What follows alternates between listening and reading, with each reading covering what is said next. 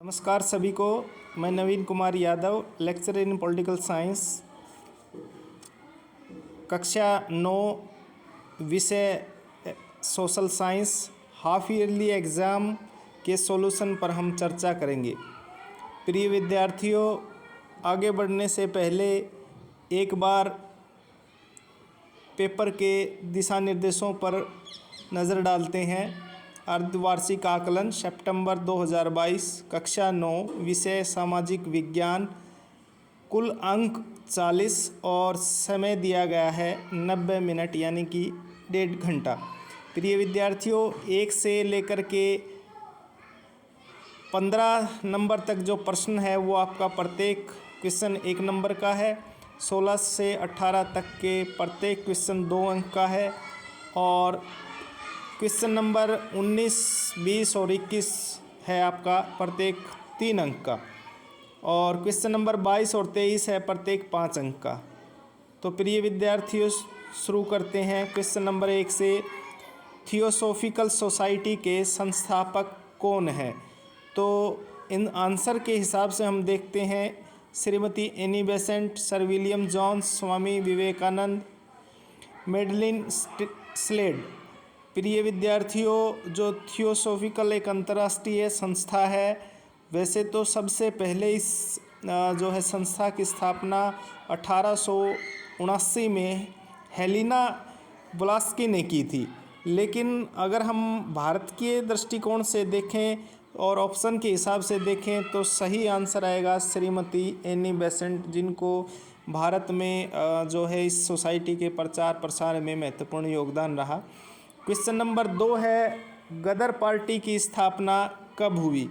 तो प्रिय विद्यार्थियों, गदर पार्टी की जो स्थापना हुई थी ये हुई थी 1913 में, और ये उन लोगों ने की थी जो अमेरिका और कनाडा में जो भारतीय मूल के लोग रहते थे और यहाँ पर जो है भारत में साम्राज्यवाद का जो विरोध कर रहे थे, तो उन्होंने एक पार्टी का गठन किया था जिसको गदर पार्टी के नाम से जाना जाता है, और सही आंसर है 1913।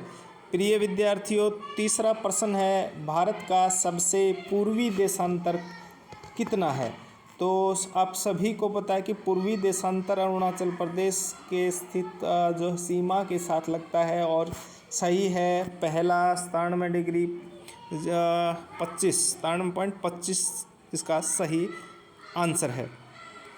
क्वेश्चन नंबर 4 पर नज़र डालते हैं प्रिय विद्यार्थियों, और क्वेश्चन नंबर 4 है, उत्तराखंड, उत्तर प्रदेश, बिहार, पश्चिम बंगाल और सिक्किम की सीमाएं लगती है किसके साथ? प्रिय विद्यार्थियों, महत्वपूर्ण प्रश्न है कि उत्तराखंड और उत्तर प्रदेश, सिक्किम की जो सीमाएं लगती हैं, इसमें से आप देखेंगे कि क्वेश्चन नंबर 4 पर एक बार प्रिय विद्यार्थियों फिर से नज़र डालते हैं। उत्तराखंड, उत्तर प्रदेश, बिहार, पश्चिम बंगाल और सिक्किम की सीमाएं जो है किसके साथ लगती हैं? चीन के साथ, नेपाल के साथ, भूटान के साथ। तो इसके लिए हमारा सही आंसर आएगा नेपाल के साथ लगती हैं। कई बार जो है ये भी संशय रहता है कि पश्चिम बंगाल की, नहीं तो पश्चिम बंगाल का ऊपर तक का हिस्सा जो है नेपाल को टच करता है। 5वां क्वेश्चन है हमारा, पूर्वी घाट की सबसे ऊंची चोटी कौन सी है? तो प्रिय विद्यार्थियों, हमारे जो है दक्षिण में स्थित जो है 2 घाट हैं, पूर्वी घाट और पश्चिमी घाट। पूर्वी घाट की ऊंची चोटी पूछी गई है, तो पूर्वी घाट में सबसे ऊंची चोटी ऑप्शन के हिसाब से देखिए, अन्नाईमुड़ी, कंचनजंगा, महेंद्रगिरी, खासी। तो पूर्वी घाट में सबसे ऊंची चोटी है महेंद्रगिरी, जबकि अन्नामुड़ी जो है पश्चिमी घाट की सबसे ऊंची चोटी। तो इसके हिसाब से ऑप्शन आएगा हमारा महेंद्रगिरी। नर्मदा नदी का उद्गम स्थल क्या है? Question number 6। तो ऑप्शन देखते हैं, सतपुड़ा, ब्रह्मगिरी, अमरकंटक और पश्चिम घाट की ढलान। तो सही आंसर है अमरकंटक से निकलती है। और ये भी याद रखने की ज़रूरत है प्रिय विद्यार्थियों कि नर्मदा नदी और तापी नदी दो ऐसी नदियां हैं जो पश्चिम की ओर बहती हैं और अरब सागर में गिरती हैं। ज़्यादातर हमारे देश की सभी नदियां पूर्व की ओर बहती हैं और बंगाल की खाड़ी में गिरती हैं, और दोनों की दोनों नदियां नर्मदा और ताप्ती डेल्टा नहीं बनाती। क्वेश्चन नंबर 7 पर नज़र डालते हैं। सार्वभौमिक वयस्क मताधिकार से क्या समझते हैं? क्या संपत्ति मालिकों को वोट का अधिकार देना, जो आज के उसमें सही नहीं है, महिलाओं को वोट देने का अधिकार, या सभी वयस्कों को वोट देने का अधिकार, अश्वेतों को वोट देने का अधिकार? तो सार्वभौमिक वयस्क मताधिकार का है कि निश्चित आयु के बाद सभी को वोट देने का अधिकार, अर्थात ऑप्शन आएगा थर्ड। क्वेश्चन नंबर 8 पर नज़र डालते हैं प्रिय विद्यार्थियों। संविधान सभा में उद्देश्य प्रस्तावना किसने पेश की थी? तो प्रिय विद्यार्थियों, संविधान सभा की उद्देश्य प्रस्तावना को देश के पहले प्रधानमंत्री पंडित जवाहरलाल नेहरू ने जो है प्रस्तुत की थी, और 13 दिसंबर 1946 को। क्वेश्चन नंबर 9 पर नज़र डालते हैं। निम्नलिखित में से कौन भारत में अप्रत्यक्ष रूप से निर्वाचित होता है? भारत में प्रत्यक्ष और अप्रत्यक्ष दोनों प्रकार की चुनाव प्रणाली है, तो यहाँ अप्रत्यक्ष पूछा गया है। तो देखते हैं ऑप्शन। विधानसभाओं के सदस्य को हम प्रत्यक्ष रूप से चुनते हैं, लोकसभा के सदस्यों को भी प्रत्यक्ष रूप से चुनते हैं। बात आती है राज्यसभा के सदस्य, तो राज्यसभा के सदस्यों को हम अप्रत्यक्ष चुनाव प्रणाली द्वारा चुनते हैं, क्योंकि जो है इनको चुनने का जो काम है हमारे राज्य विधानसभाओं के सदस्य चुनते हैं। तो ऑप्शन आएगा आपका थर्ड, राज्यसभा के सदस्य। पंचायत सदस्यों को भी हम डायरेक्ट चुनते हैं प्रत्यक्ष रूप से। तो प्रिय विद्यार्थियों, 10वें क्वेश्चन पर नज़र डालते हैं। 10वां हमारा क्वेश्चन है, इनमें से कौन उत्पादन के लिए आवश्यक है? भूमि, श्रम, भौतिक और मानव पूंजी, और उपरोक्त सभी।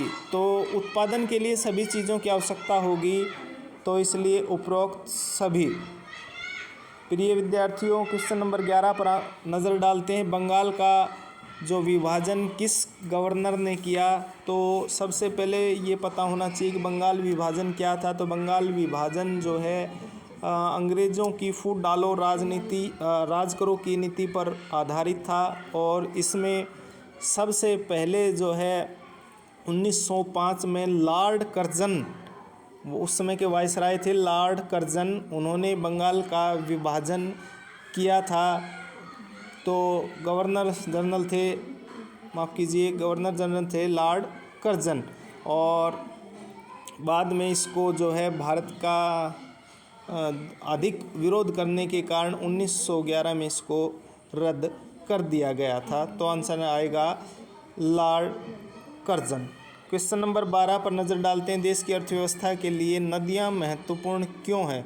प्रिय विद्यार्थियों, नदियाँ जो है भारत की लाइफलाइन कही जाती हैं, और देश की अर्थव्यवस्था में उनका काफ़ी महत्वपूर्ण योगदान है, और इन्हीं नदियों पर ही हम देश की बहुउद्देशीय परियोजनाएं अर्थात बांधों का निर्माण करते हैं, और उससे देश को बिजली मिलती है, सिंचाई के लिए पानी मिलता है, और पीने लायक पानी मिलता है, नौकायान के लिए जो है मछली पालन, इन सभी का जो है हमारा काफ़ी देश के विकास में योगदान रहता है।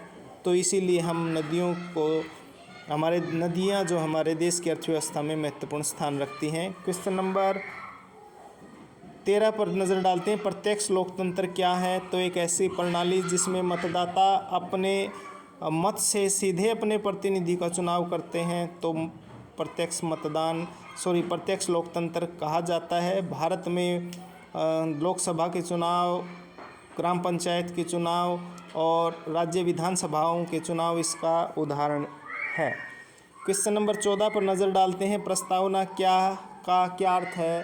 प्रिय विद्यार्थियों, प्रस्तावना का जो अर्थ है वो है परिचायिका, अर्थात परिचय देने वाली, और ये संविधान का मूल भाग है। क्वेश्चन नंबर 15 है, ग्रामीण बेरोजगारी के कोई दो प्रकार लिखिए। तो प्रिय विद्यार्थियों, गांव में मुख्य रूप से जो बेरोजगारी के प्रकार हैं वे हैं प्रच्छन्न बेरोजगारी, अल्प बेरोजगारी या छिपी बेरोजगारी। तीनों एक ही प्रकार की बेरोजगारी हैं, अल्प, छिपी और प्रच्छन्न। अर्थात ये वे बेरोजगारी हैं जिसमें काम जो है कम लोगों का हो और अधिक लोग उस कार्य में लगे हुए हों और उत्पादन में कोई ज़्यादा अंतर नहीं पड़ता है। तो दूसरा है मौसमी बेरोजगारी। ये दो प्रकार की बेरोजगारी गाँव में पाई जाती हैं। क्वेश्चन नंबर 16 है कि आर्य समाज पर एक संक्षिप्त वर्णन आपने नोट लिखना है। 2 नंबर का तो आप लिख सकते हैं कि आर्य समाज एक धर्म सुधार आंदोलन था जिसकी जो है स्थापना 10 अप्रैल 1875 को स्वामी दयानंद सरस्वती के द्वारा मुंबई में की गई थी। और ये जो है आर्य समाज है वो वैदिक परंपरा में विश्वास रखने वाला है, जबकि मूर्ति पूजा, अवतारवाद, बलि, कर्मकांड और जातिगत भेदभाव का काफ़ी विरोध करते हैं। प्रिय विद्यार्थियों, क्वेश्चन नंबर 17 पर नज़र डालते हैं और क्वेश्चन नंबर 17 है मतदान के अधिकार का क्या महत्व है। तो प्रिय विद्यार्थियों, मतदान के द्वारा ही कोई भी नागरिक अपने राज्य के राजनीतिक अधिकारों का प्रयोग करता है, राजनीति में सक्रिय भाग लेता है। इसलिए मतदान के अनुसार ही प्रत्येक व्यक्ति अपने मनपसंद प्रतिनिधि का चुनाव कर सकता है, इसलिए उसका महत्व है। क्वेश्चन नंबर 18 है कि भारतीय अर्थव्यवस्था के लिए हरित क्रांति का क्या महत्व है। तो प्रिय विद्यार्थियों, हरित क्रांति की जो आवश्यकता महसूस हुई देश में 1965 से लेकर के 1967 तक देश में अकाल पड़ा, तो उस समय हमें सोचने की आवश्यकता हुई कि देश में खाद्यान्न का उत्पादन कैसे बढ़ाया जाए। तो उसके लिए हमने हरित क्रांति की आवश्यकता हुई। हरित क्रांति से नए नए जो है तकनीकों का प्रयोग किया गया, कृषि के लिए नए बीजों का आविष्कार किया गया, नए नए जो है भूमि सुधार कार्यक्रम किए और जिससे उत्पादन में काफ़ी वृद्धि हुई और ख़ासकर गेहूं और चावल के क्षेत्र में। और बात करते हैं क्वेश्चन नंबर 19, काकोरी जो है कि घटना का संक्षिप्त वर्णन करें। प्रिय विद्यार्थियों, काकोरी कांड जो है के नाम से भी जानते हैं इसको, ये 9 अगस्त 1925 की घटना है जिसमें ब्रिटिश सरकार का खजाना शाहजहाँपुर से लखनऊ होकर के एक ट्रेन जा रही थी जो कि काकोरी उत्तर प्रदेश से होकर गुजरती थी। और इस ट्रेन को जो है कुछ क्रांतिकारियों ने जो है लूट लिया था और इसको काकोरी कांड के नाम से जाना जाता था। सबसे प्रमुख उद्देश्य यह था इस जो है ट्रेन को लूटने का कि ब्रिटिश सरकार का जो खजाना था तो उसको लूट करके हथियार प्राप्त किए जा सकें या खरीदे जा सकें।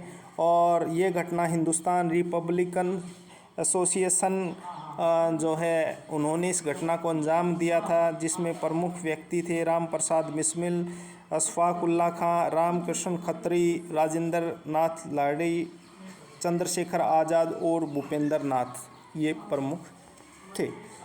और अंतिम प्रश्न पर डिस्कस करते हैं प्रिय विद्यार्थियों, पश्चिमी घाट और पूर्वी घाट में क्या अंतर हैं। तो आपको पता है कि पूर्वी घाट जो है 2 घाट हमारे देश में हैं। पूर्वी घाट जो है वो अगर हम बात करें, पूर्वी घाट गुजरात, महाराष्ट्र और गोवा तक फैला हुआ है, पहला अंतर। जबकि पश्चिमी घाट उड़ीसा, तमिलनाडु और आंध्र प्रदेश की ओर है। और दूसरा अंतर प्रिय विद्यार्थी ये है कि पश्चिमी घाट ज़्यादा ऊंचाई है, जबकि जो है पूर्वी घाट की ऊंचाई कम है। औसत की बात करें तो पश्चिमी घाट की लगभग 1600 मीटर औसत ऊंचाई है और जबकि पूर्वी घाट की औसत ऊंचाई केवल 600 मीटर तक है। बात करें चोटी की तो पूर्वी घाट की सबसे ऊंची चोटी अन्नाईमुड़ी है और जबकि पश्चिमी घाट की सबसे ऊंची पश्चिमी घाट की सबसे ऊंची चोटी अन्नाईमुड़ी, जबकि पूर्वी घाट की सबसे ऊंची चोटी महेंद्रगिरी है। और पश्चिमी घाट में 3 घाट हैं, थार घाट और बौर घाट, पाल घाट। जबकि पश्चिमी घाट जो है एक सतत पर्वत श्रृंखला नहीं है। तो ये एक महत्वपूर्ण जो है अंतर था। उम्मीद है आपको अच्छे से समझ में आया होगा। जय हिंद, जय भारत।